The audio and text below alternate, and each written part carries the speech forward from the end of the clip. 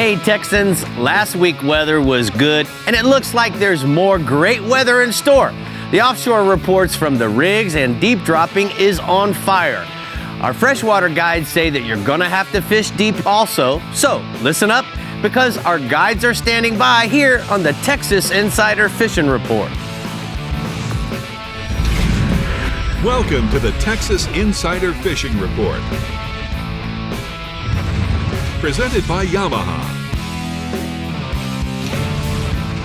Thanks for joining us for another week here on the Texas Insider Fishing Report. We're your hosts, Brie Gabrielle and Captain Rick Murphy, ready to get you out there with our guides and captains. But Rick, you know, we're already in the middle of August and the temps are hotter than blue blazes, which changes the bite and definitely the way we fish, right? Yeah, Bake, our Middle Coast region guide, told me that it was 108 the other day while fishing. But that makes great conditions for wading because 85-degree water makes it nice and comfy, Brie. Exactly. All right, well, let's head over yonder to the workbench where Dave Farrell is setting up shop. What do we got over there, Dave? Well, the good thing is that wahoo like it hot. So all the way through September, they'll be eating really good, and we're going to show you how to catch them going fast.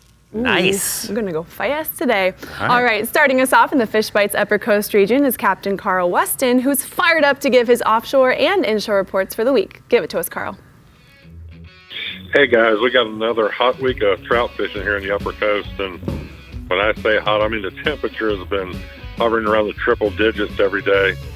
So jumping into the water and wading for these big trout has definitely been a popular style this week. And the best time of the day continues to be early in the morning and late in the evening. Remember to always stay hydrated and please wear your personal flotation devices. Some precautions to be mindful of while waiting for trout in our area is watch out for these little sinkholes and strong currents.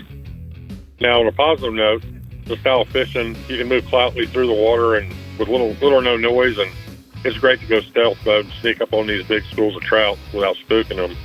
And you'll reap the rewards from doing this also.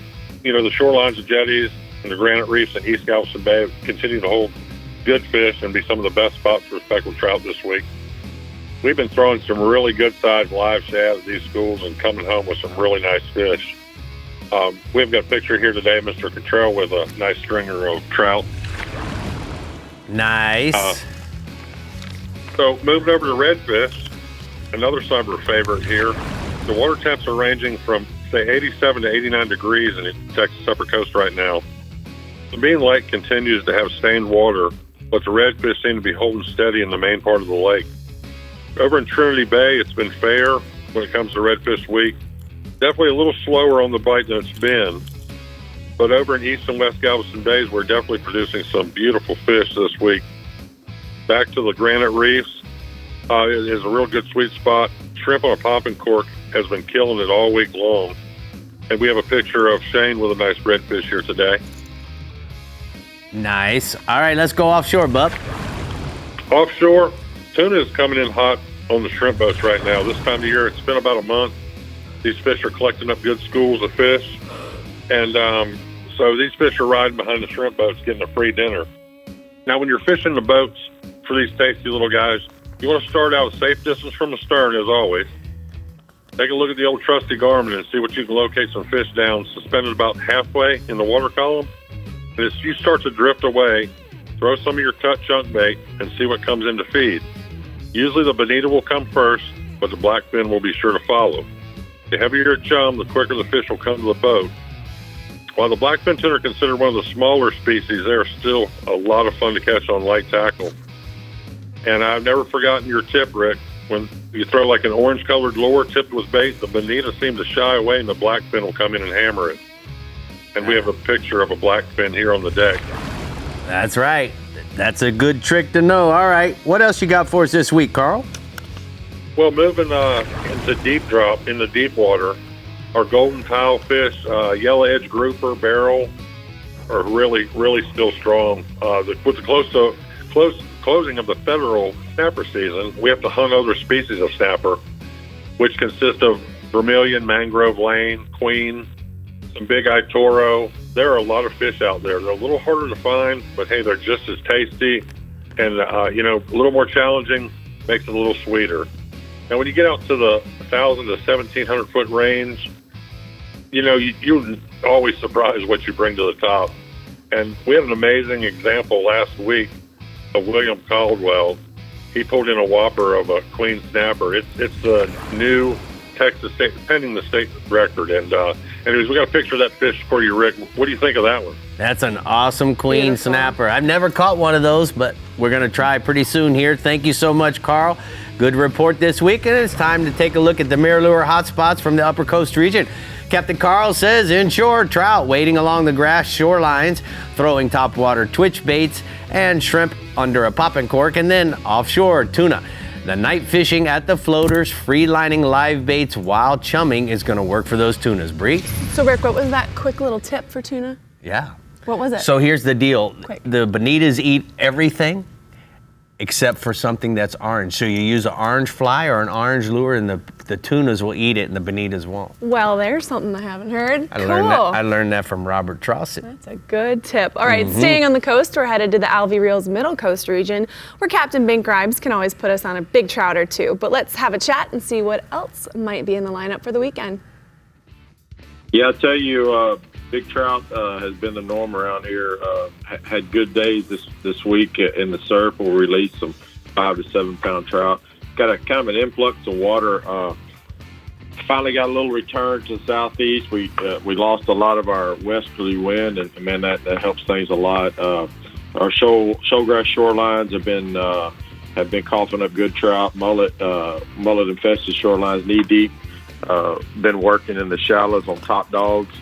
Guy Lynn Smith said he's had trout to 23 inches on live bait and top waters over sand and grass. He's been working a few miles past Pascoval, picking up the locales according to the incoming tide schedule. He's been working the south end of the San Antonio Bay over shell and grassy potholes. The early topwater bites had a lot to do with this strong incoming tide around the Fort O'Connor jetty and Pascoval.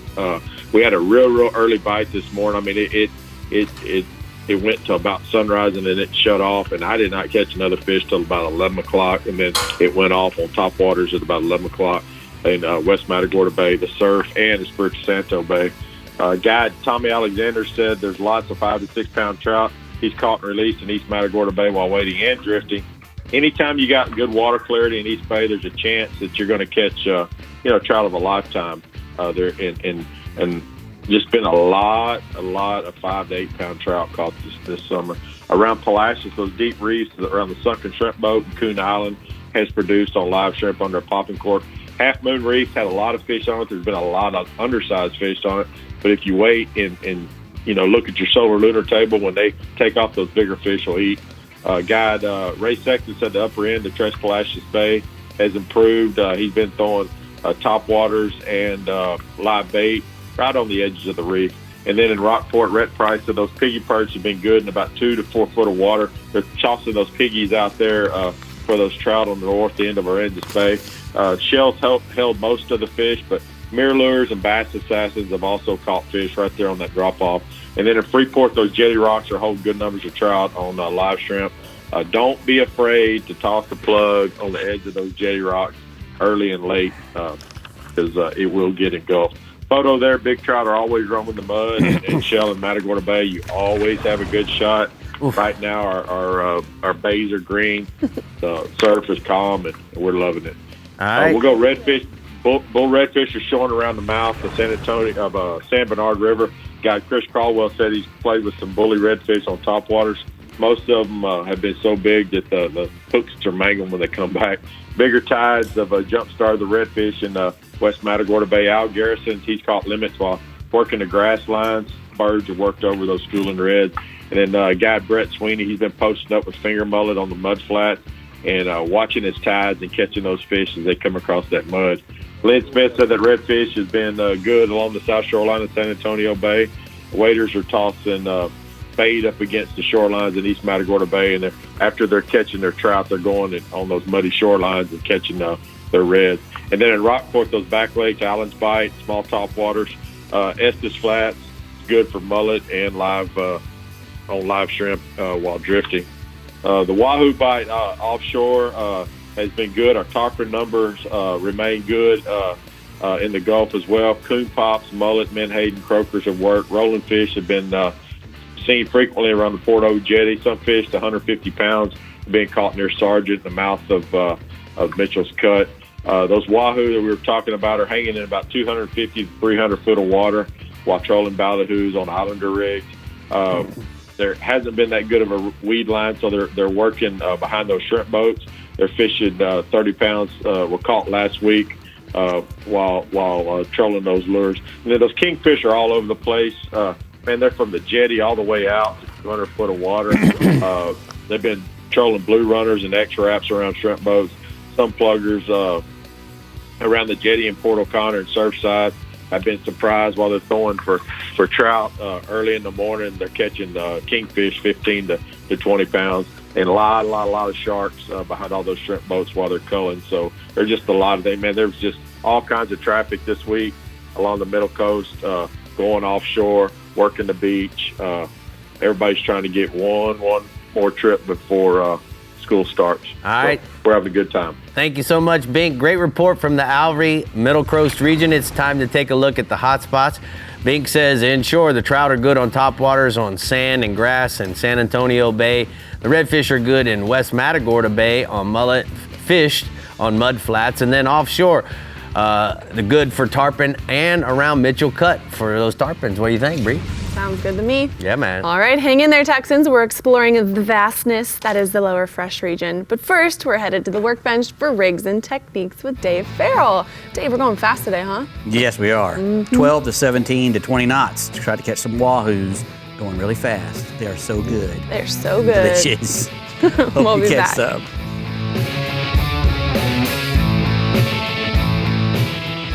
The Texas Insider Fishing Report is brought to you by Yamaha. Reliability starts here. Casa Vieja Lodge. 5-star angling in beautiful Guatemala. GARMIN. Join the club. Sportsman's Adventures. Fishing for adventure. And Skeeter Performance Fishing Boats. Eat, sleep, fish. Reliability. Yamaha is known for it. And it's something boaters value, because these days, few things are built to last. When we find something that is, we hold on to friendships, traditions, outboards. Because every second on the water is sacred. If you count on having this time, you need an outboard you can count on to power it. That's why boaters choose Yamaha for the long run, for life. Because reliability starts here. Remember the glory days of gasoline? It's just not made the same anymore. Kick your gas into gear with StarTron. Pump up the performance in all of your engines. Cure the problems of ethanol with the power of enzymes. And maximize your mileage every time you drive. Kickstart your engines with StarTron. For the Bay and beyond, team up with the best and rule the Bay in a Skeeter. Proven with 19 consecutive NMMA Consumer Satisfaction Awards. And right now through October 19th, you can fall into savings with rebates of up to $2,500. Versatility, control, performance, and design. Visit your local dealer or online at SkeeterBoats.com and fall into savings through October 19th. Skeeter. It's more than a boat. It's a lifestyle. Have you ever felt your heart pounding while feeling the power of a tarpon in the Florida Keys? Or experienced the changing colors of a mahi as you bring it on board?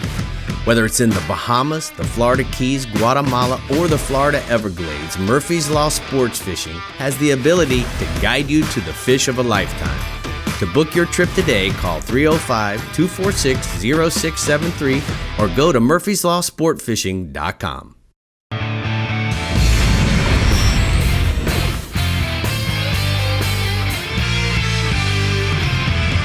Well, we're here at the workbench, Dave, and man, we got a lot of good stuff sitting here. It makes me want to go troll something quick. Yeah, you and me both. Well, you know, wahoo is a great fish to catch. You know, everybody, who goes fishing offshore wants to catch a wahoo at some point during the day because, right. We like to eat, and there's not much better swimming out there than a wahoo. A tuna and a wahoo, man, that's the top of the notch. So we're trying to catch them, and a wahoo is a mackerel fish. So he's built with razor sharp teeth. He's got the massive teeth. He's long, streamlined fish, built for speed. You know, a very sharp tail, a big tail for his size, and they can just swim incredibly fast. And how they take their meals is they'll ambush a prey by just swimming straight through it. You know, the fish will be swimming along, and he'll come and just go right through it and cut it in half, or take his tail off, and then swim back around and get the rest. Because his teeth are shaped like a V scissors, and they're very sharp on the inside and outside. I mean, razor sharp. And he just has to open his mouth and swim through it. And that's how he eats, you know. And so he's moving. He can move pretty fast when he wants to. So he's attracted to fast-moving baits and anything shiny in the water. They like shiny stuff. But anything that makes a silhouette also, you know, a dark black-purple lure will work, because, you know, most tunas look kind of like a black and purple. Especially from down. Yeah, well, from down, they got a little white on their belly, and if they're from the side, they see the dark on the side and the white too. So, you know, a lot of the lures that we use are kind of shiny and have a lot of color to them. These are made for high-speed trolling here. These are the brand new Diamond line of Wahoo lures. They've got like 4 or 5 different jet heads. You know, the Molokai jet, the zebra candy, and you know, and they all got different. This one's got a little bit of a slant face. Some of the other ones have more of a bullet nose, you know, just to stay in the water better. And they're pretty heavy lures with a nice double hook rig. This is one of the times, you know, I usually try not to use a double hook rig a lot of the times, especially when bill fishing, because, you know, when you're trying to release a billfish, you can get it attached to the other second hook. But when we're fishing for wahoos, we're not really letting them go. So we don't really care about that, and we want to hook them. Right. And if you've got one way back there in the tail, that's a good spot to have it, and one in the middle is actually another good place to have it. Fish, obviously, on cable. You know, right. you can go down to 400-pound mono or 300-pound mono filament, and a lot of guys will say, hey, you know, I get more bites on those. And you know, realistically, you know, say, well, if you're fishing for wahoos, you don't want to use any mono. But when you've got a really long hook set like this, and it's a cable hook set, and it's wrapped really well, wahoos really, because you're going so fast, they don't get a chance to swallow the bait. You know, right. And even when you're going 7 or 8 knots, you know, just regular trolling, they usually don't get a chance to swallow it, because right. We're fishing in with drag up to the strike drag. So right. When he eats it, he's pretty much coming tight. And so this, you know, if you're using a monofilament leader, all this stuff down here saves your butt. Right. Because when he comes and eats it, he's going to be down here. Right. The problem is if the line loops around, or that wahoo changes direction and he swims through the line. Right. And that can happen to you. So you got about 1 minute left, Dave. And that can happen to you anytime. Now, when we're setting up a high-speed trolling, we'll go ahead and go all the way through it. We're using 80-pound braid. And, you'll usually use, you know, 80-pound diamond braid, and we'll go to a 300-pound swivel. Go ahead and open that. We'll go down to a 300-pound swivel, and what we'll do is we'll put a... this is the diamond trolling weight correct. As well. It's a whole system. 4-pounder. Right. And so then that... And then you put your shock leader on. Goes to a mono shock leader. This is 24 feet of 400 pound. And that's also mono diamond. Yeah, exactly. So these guys make all of this whole stuff, rig, the whole all kit. the way you can down. order it straight from them. Yeah. And then the lure of whatever your choice. Yep, whichever one of these you want goes on there. And, you know, you troll that from 12 to 20 knots over a nice piece of structure at dawn or at dusk, and you're probably going to get a wahoo bite. What do you think about that, Brie? Sounds easy peasy. It's the whole not that kit hard. and caboodle over there, you two, matching in your ALVEY. Go to diamondfishing.com and get it all. This is the ALVEY team right here. Team ALVEY team, we I gotta love get you a it. shirt. They're twinning. All right, your lower fresh region guide, Matt Reed, works hard to get reports on as many lakes as he can for y'all, and this week is no exception. So let's see what's biting on OH Ivy, Fayette County, Somerville, Travis, Buchanan, and Choke Canyon. Let's hop to it, sir. All right, let's get after it. Going to start off out west in the western part of my region. Chase Brooks sent me a report from OH Ivy. Fishing's real good out there right now. Lots of numbers. The small schooling bass are good early out on the main lake and in the bays out on the main lake, off the in the pockets. Walking top water, small swim baits, square bills, and spinner baits. Basically any moving shad imitation they'll eat. The bigger ones are out real deep on the points and ledges in 20 to 30 foot. Big worms, flukes, and lizards are the best way to catch those big ones. The numbers have been really good lately with 50 to 100 bass a day common. Most are smallish, but there's been some true giants mixed in there also. Moving on up to Fayette County. This has been fair this week. The weather's been extremely hot, which is summer in Texas.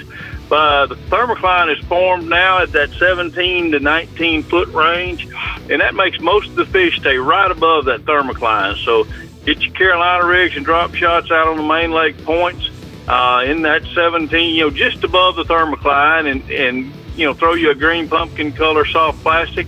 The bites have been slow, but you get out there and work at it, fish real thorough, real slow, and you'll catch you a few big ones. The bigger ones have been tough because they're suspended above the smaller fish right now, but just stay after it and you'll get you a big one.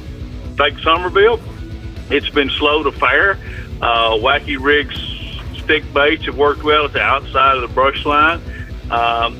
Also get out with a big 10-inch worm on the road beds on the south end of the lake. They're around that island, and red bug and black has been working best. And that's your highest probability of getting a big fish is, later on out on the deeper structure with that big worm. Brian Cotter sent me some report from the Austin area.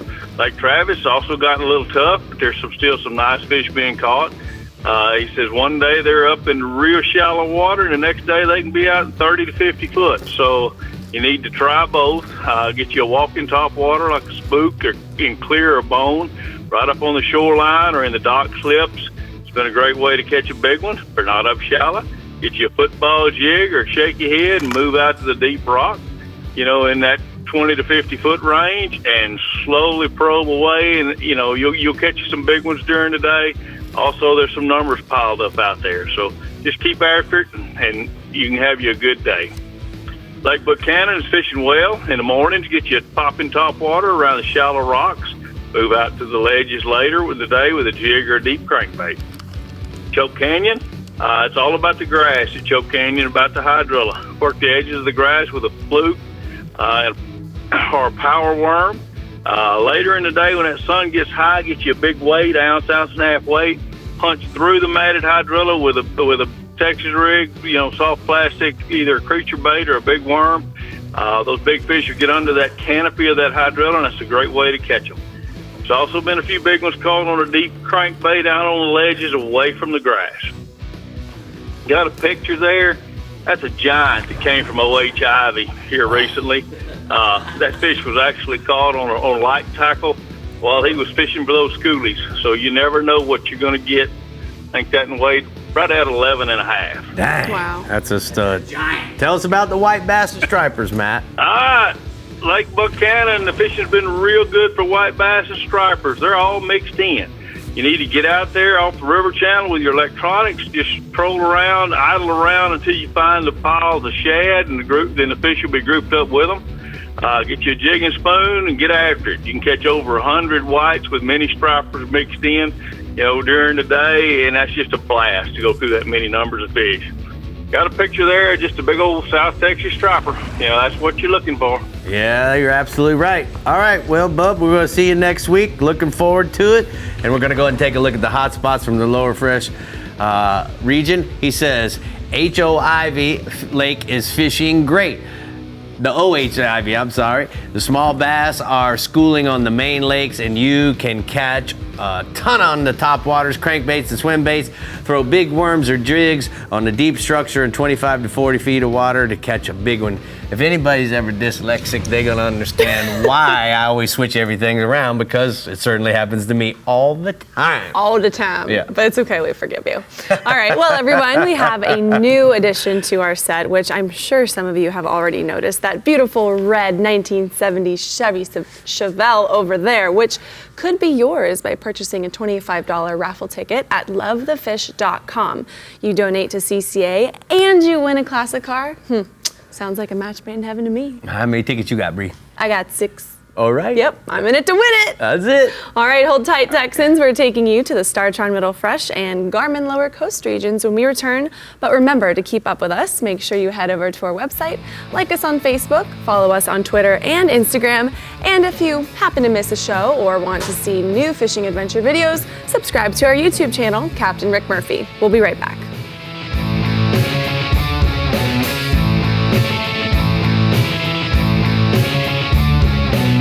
The Texas Insider Fishing Report is brought to you by Contender Boats, always in the game. Bass Assassin and Saltwater Assassin, the best lures, period. ALVEY Reels, a better way to fish. And Murphy's Law Sport Fishing. Book your trip today at murphyslawsportfishing.com. An entirely new species of extreme predator is moving offshore. The Yamaha 5.6-liter V8 XTO offshore outboard. Extreme big block thrust and power in the industry's first direct injection 4-stroke. Quiet, efficient, powerful, and proven Yamaha reliability. More than an outboard, it's a fully integrated power system. The all-new Yamaha V8 XTO offshore. Why is Casa Vieja Lodge on everyone's bucket list? Left teaser. Left flat as well. 2 fish. They're everywhere. Right flat teaser as well. Left flat, right flat teaser.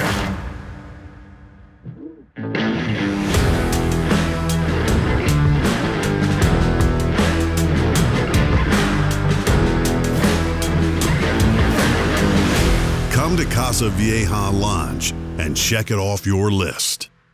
Finding a shoreline is easy. Finding a sure thing is not. For over 20 years, anglers from Kitty Hawk to California and every shore in between have come to know one thing: that nothing says no to fish bites. So just stop with the fishing and get busy with the catching. Ask for Fish Bites or Fish Bites Fight Club lures or visit fishbites.com.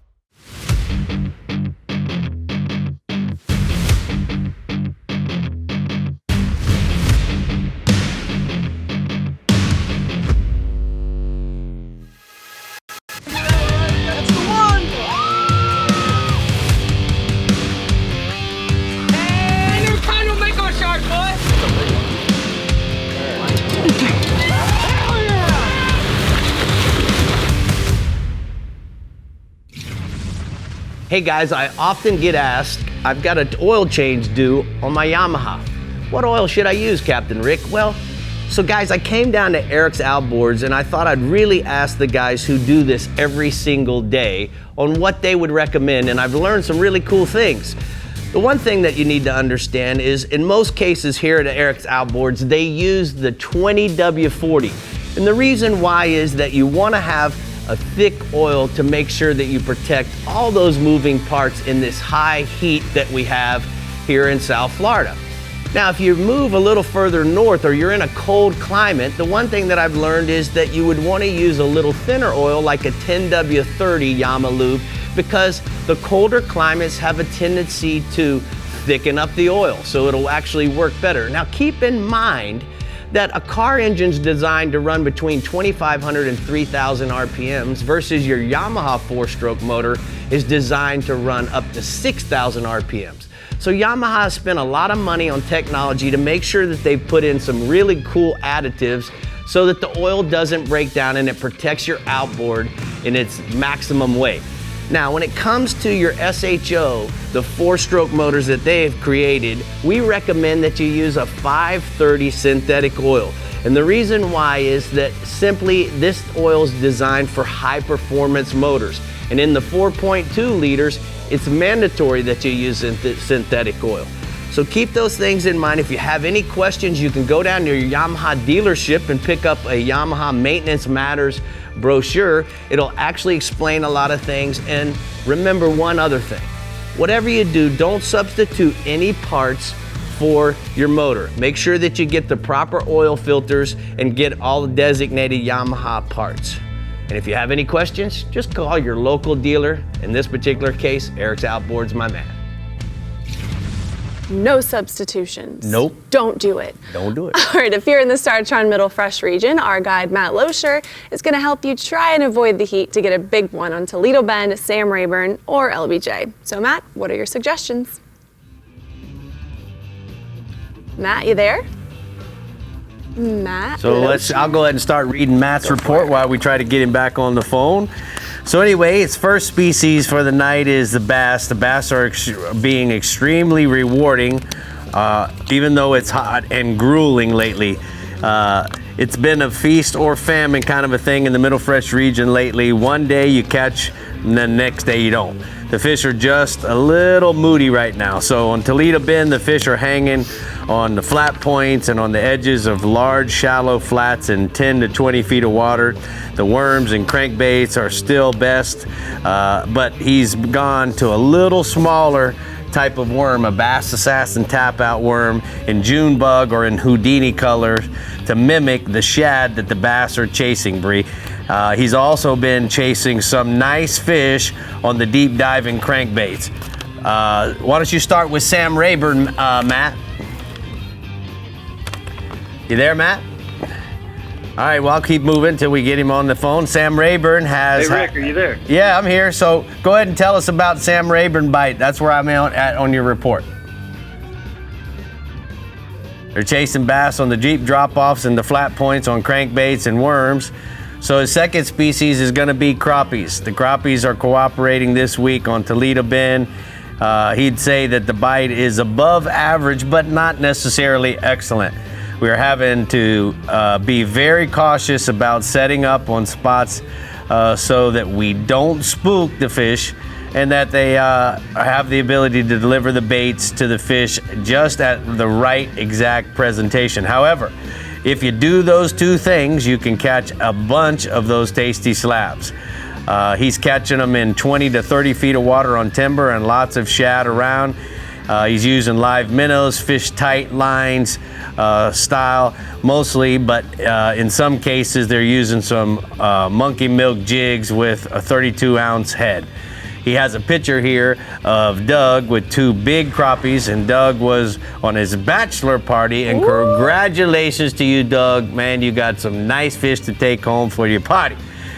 All right, so tell us about the hybrids with Jared Poole, if you're there, Matt. I guess not. So Jared Poole still is chasing the hybrids up in the Colorado River arm of LBJ. He's catching them around the green lights after dark and having good time doing it.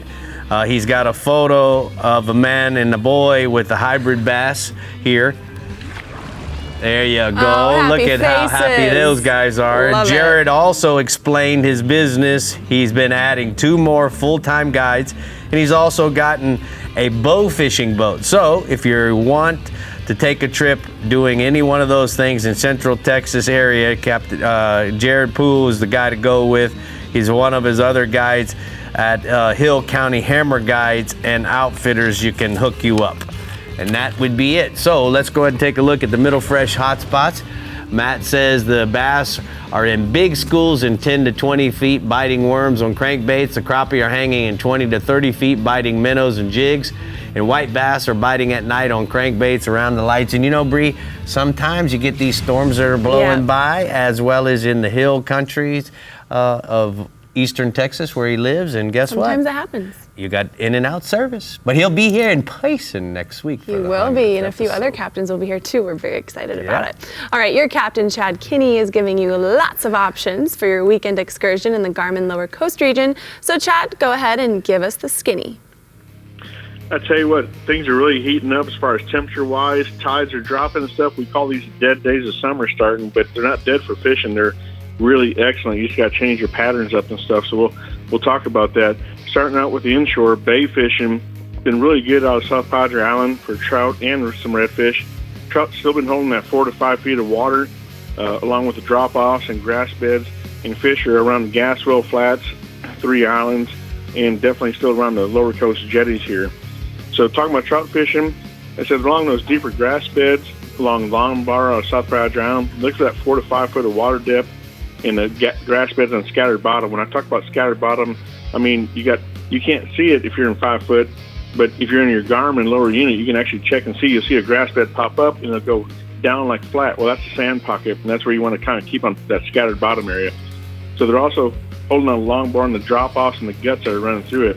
Live croaker is working really well. We're using a 5-aught eagle claw hook, a tail hook, using that, free-lining the live bait. And sooner it's going to start tailing off right there, and we'll be moving to soft plastics. So we're still using soft plastics right now. It's working really good. Saltwater assassin sea shad, rigged up with an 8-ounce jig head. Use your favorite color in that, whether it's chicken on a chain, magic grass, anything you got in that is working great. Calmer conditions are good for a topwater bite also, so try some mirror lure, she dog, top dog junior. It's working really good. Along the long bar, if you're fishing up there, use those up on top of the bar up early, and then use it dropping off through the guts on the edges.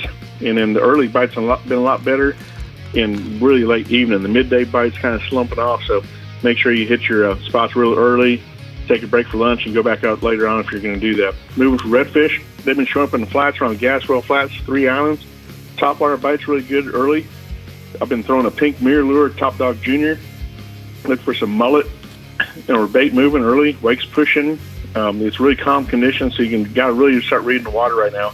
It's a great time to have a shallow sport to access these shallow flats. Tide's been down, so look for bars and stuff like that you're not pretty much used to, but the best bet is to get to there with the boat, the shallow sport, and wade fish with these calmer conditions, because if you try to drift fish, you're not going to be able to do it. So power pole down, spread everybody out, cover some ground, and the reds will start up shallower normally early in the morning, and they're going to start dropping off as the day goes on. So later in the day, switch to some soft plastics when you get out deeper on some of that scattered bottom also.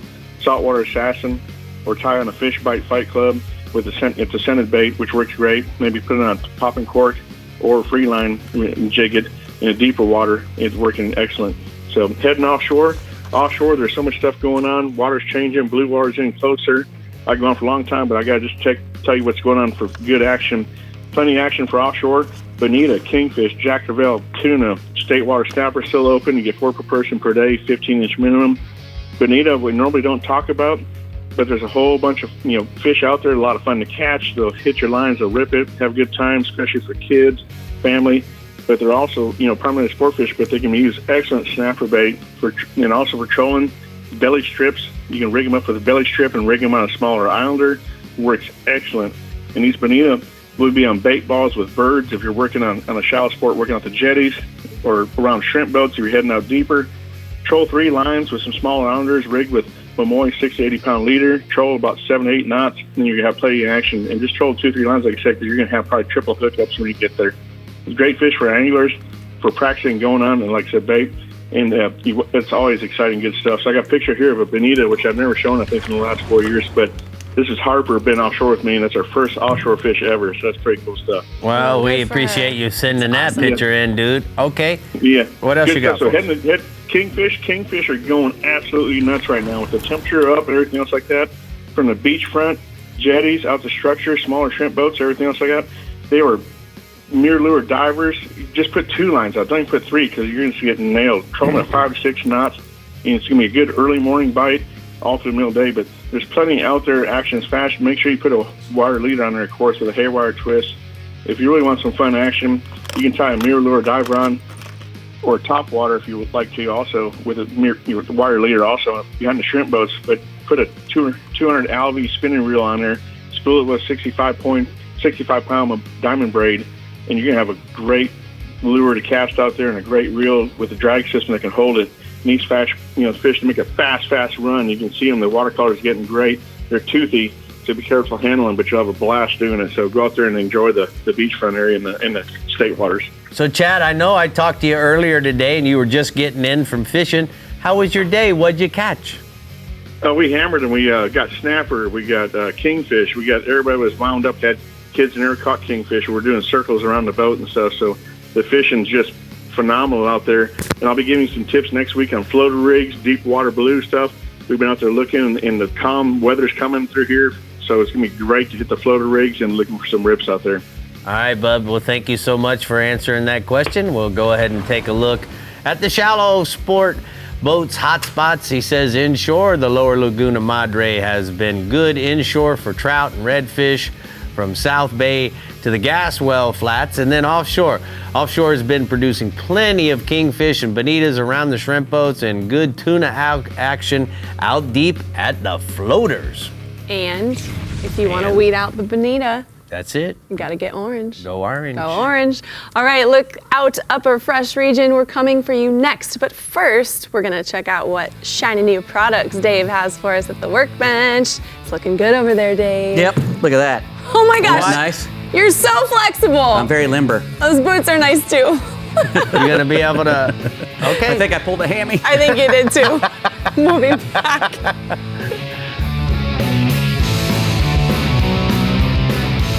The Texas Insider Fishing Report is brought to you by Ameritrail. Load, launch, relax. Turn on the bite anytime. Tie on a MirrOlure. Diamond Fishing Products. Our reputation is on the line. And StarTron. Cures and prevents ethanol fuel problems.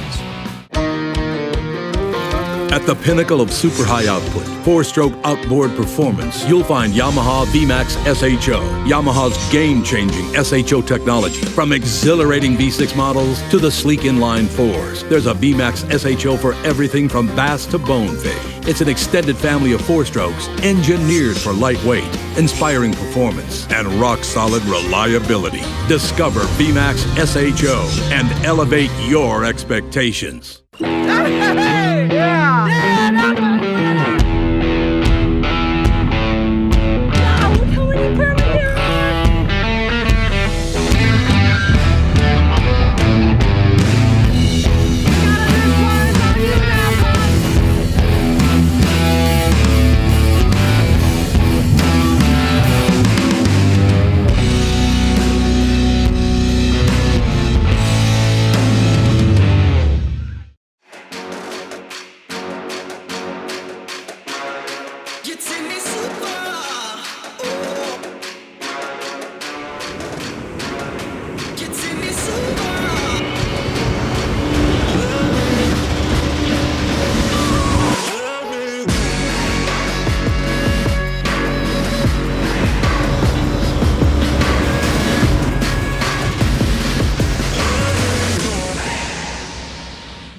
The only reel with over 100 years of heritage. ALVEY reels are manufactured using the most reliable components. ALVEY state-of-the-art drag and retrieve rates are perfect for any fishing challenge. So whether it's a side cast or spinning reel, ALVEY makes a reel that best fits your needs. ALVEY reels are manufactured to best practice standards and are in fact so robust that the ALVEY also comes with up to a 10-year salt and sand warranty. For more information, go to alveus.com.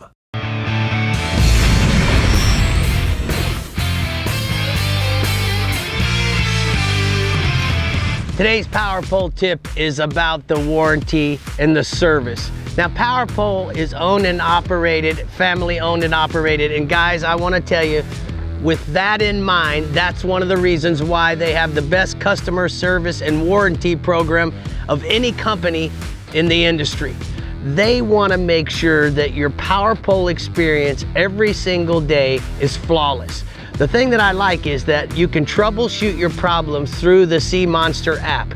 But if you're not able to figure out the problem yourself, they want you to call. So we have a 1-800 number that you can call, and they'll answer that phone call and try to troubleshoot the problem while you're out on the water. If you're not able to, then they'll recommend you to go to a local dealer. They will get in contact with the dealer to make sure that you have no problems whatsoever. The reason why Power Pole is such a great product is certainly they stand behind their product. They want you to have a great experience, and that's one of the single most important parts of their business model. If you have any questions about Power Pole, you can go to powerpole.com, and that's today's Power Pole tip of the week.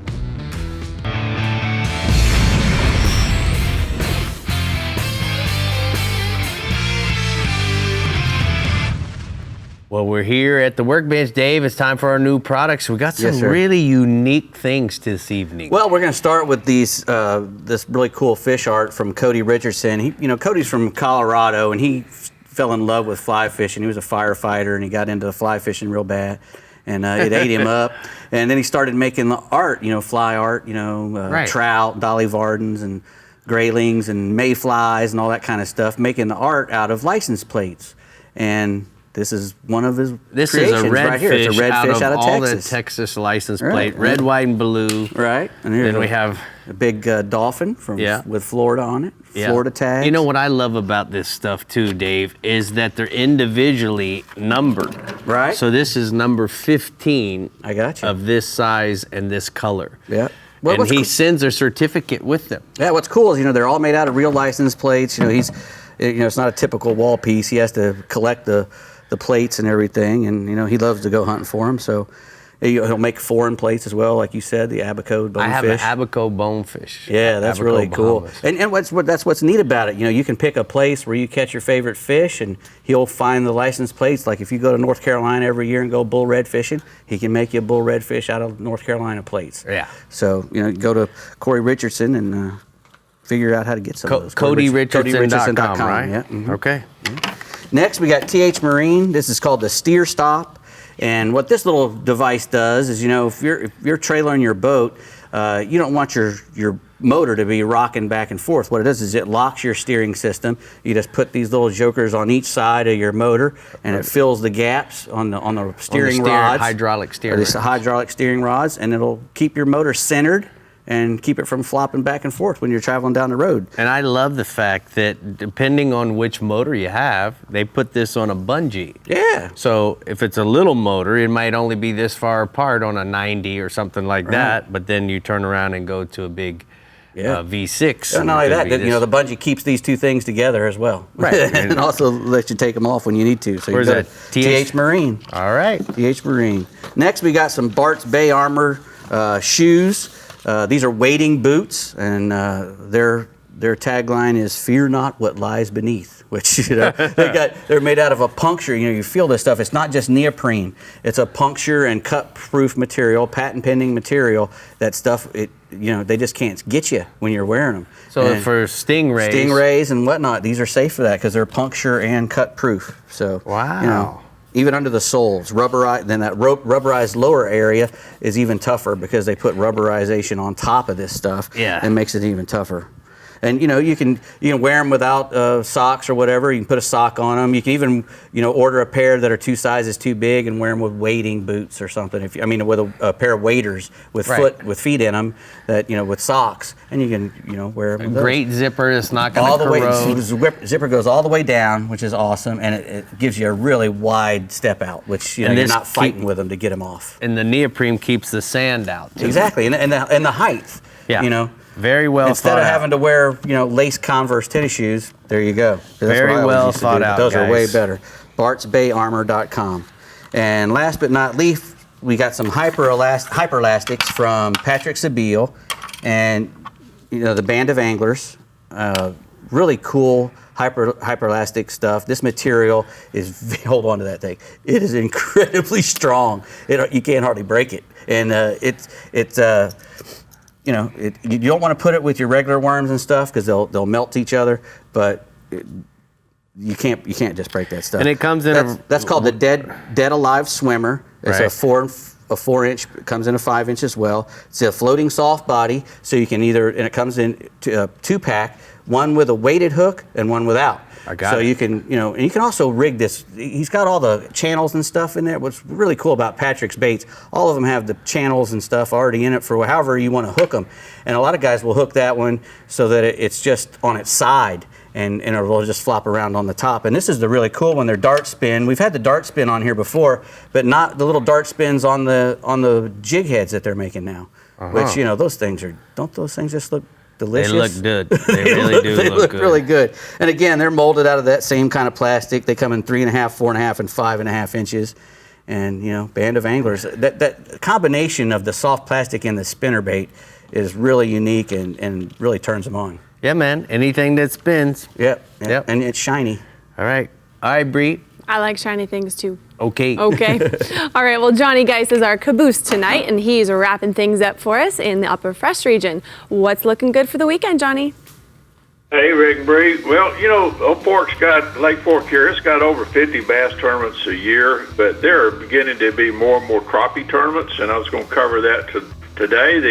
The Crappie Anglers of Texas had their qualifier tournament on Fork this last weekend. And 50 teams were there. There was numerous limits caught, and the winning stringer of 7 crappie, get this, weighed 15.86 pounds, a little over a 2-pound average, and that's some big crappie here in August. The Crappie Anglers of Texas, that organization was established in 2007. It's a nonprofit organization created for not just the pro crappie tournaments, but the novice crappie fishermen as well. Capt, Crappie Anglers is structured to help the novice crappie fishermen learn more about crappie fishing. Same time provides an opportunity for the elite crappie fishermen to fish in tournaments against some of the best fishermen here in the South. So this crappie fishing is really picking up. Capt holds meetings, seminars, fish fries, and other events where anglers of all skill levels can share their tips, techniques, and fishing reports. Crappie Anglers of Texas goal is to help educate the crappie fishermen at all skill levels, provide enjoyable competition in the tournaments designed to match the skill level of the individual fishermen, and generally they just support crappie fishing all over the Texas. So check out Crappie Anglers of Texas if you're interested in joining a great group of crappie anglers. And Lake Fork, man, this is turning into a crappie mecca. It continues to produce consistent catches of some quality-sized crappie even this time of year. And my guide buddy Cameron Burnett, I talked about him a good bit. He continues to put his customers on limits of big crappie.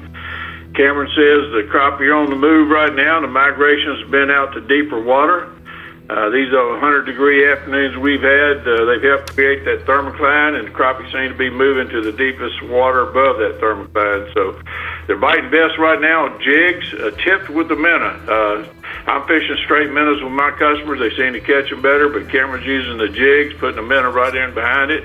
And he shared a couple of pictures of some youngsters. I thought these were great pictures here. Some youngsters, happy youngsters, man, they caught a table full of crappie, and there's some giant ones they've got in their hands. And the second guy had one about 2 1/4 pounds, so that's a big crappie coming out of Lake Fork. Hey, the interest in this old crappie fishing, it's growing leaps and bounds right now, and due to this GARMIN live scope, and that's what's making the difference in my guide business right now. People are coming out, they want to go see why they bite and why they don't bite, and the GARMIN live scope puts them on them. So that's what we're doing here. I made a trip last week to Cooper Lake to check out the hybrid bass up there just north of us. It's 19,000-acre reservoirs, 35 minutes north of East Texas here at Lake Fork, and it provides anglers a place to fish without much fishing pressure. So I was ready to get off the busy lake and go to this lake, and a friend and I made that trip up to Cooper last week, and we were surprised to only see maybe 3 boats on the entire lake. One of the most appealing aspects of Cooper Lake, it's got some real nice state parks right there, very underutilized at this time. Some very nice launching ramps with plenty of parking. The 3,000-acre state park's divided into a larger sulfur unit and the Doctor's Creek unit. So there's got one on each side of the lake. They have some furnished cabins, air-conditioned shelters, boat ramps, equestrian trails and biking trails, and some day-use sites as well. The fishing we experienced, I have to report, wasn't great the day we went, but we did catch a few bass and sand bass and a few smaller crappie. More than 1.7 million hybrid fingerlings have been stocked into Cooper by the Texas Parks and Wildlife Department since 1996. So they've stocked it on a regular basis. And Texas Parks and Wildlife also stocked 5.7 million largemouth bass fingerlings into the lake. And it has a lake record of 15.17. So it's had some big fish in it. So I'm sure they're there. There's no reason to believe that the lake does not have a good population of fish with that much stocking. So it has excellent fish-looking habitat. Man, there's some deep trees out there, standing timber. It was easy to locate the many humps and ridges all over the lake. The upper end is covered in this standing timber, and it looks fishy. It looks like a topwater fisherman's haven. So several creeks and road beds run through the big timber areas, and it looks like there should be a topwater spot at the right time. So we only had a few hours to fish that day and explore Cooper. And then the winds came up, of course, once we got on the lake. But we were impressed with the watercolor and the condition of the lake, and we'll be going back. So If you're looking for a place to fish that does not give much fishing pressure or publicity, and Lake Cooper is a place to go. Expect it to be a challenge and maybe even a grind like we experienced, but for sure, you need to give it a try again in the fall. It's going to be a sleeper. Here's a couple of pictures from our trip to Cooper, just a couple of little small, one of them a pretty good hybrid and a couple of small hybrids and one sand bass mixed in there.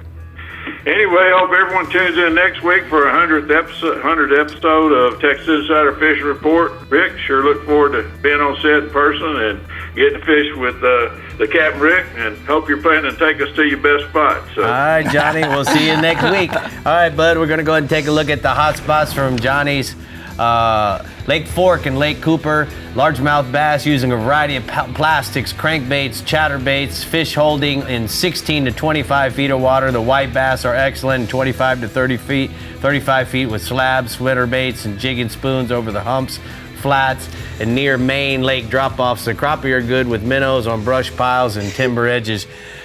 You know what, Dave? I wanted to ask you something. I'm going to back up just so these heads. You said the one was slanted on these wahoos. This one here. What does that do to the actions? Well, it should make it give it a little of this action. Versus this is just this is just going to go straight. This one's just going to go straight.